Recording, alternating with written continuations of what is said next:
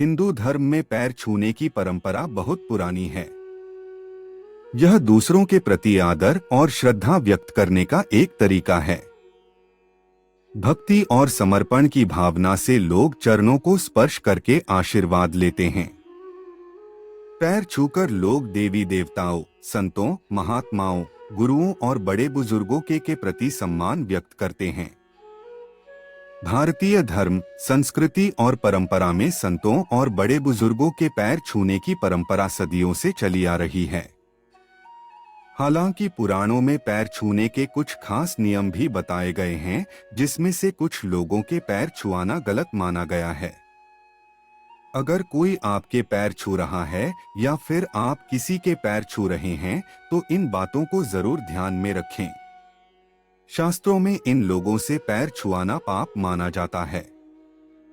शास्त्रों के अनुसार किसी भी व्यक्ति को कुंवारी कन्याओं से पैर नहीं छुआने चाहिए।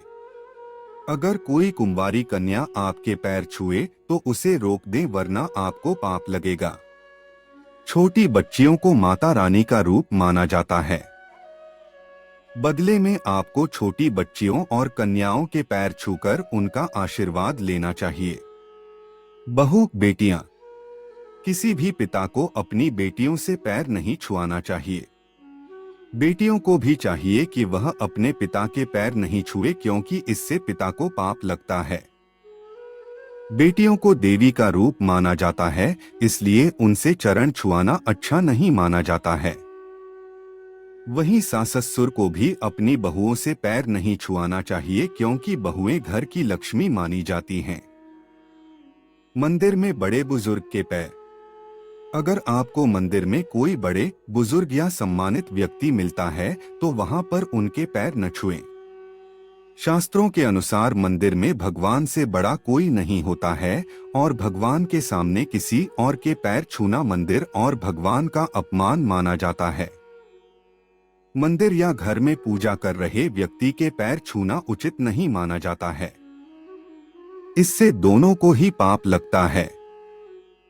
सोते हुए व्यक्ति के पैर छूना।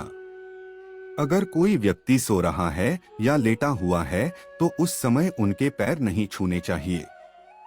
माना जाता है कि लेटे हुए व्यक्ति का पैर छूने से उस व्यक्ति की उम्र घटती है।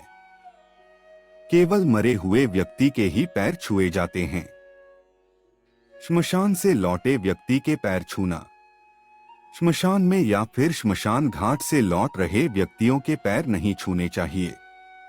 अंतिम संस्कार से लौटने पर व्यक्ति अशुद्ध हो जाता है, ऐसे में उसके पैर छूना गलत है।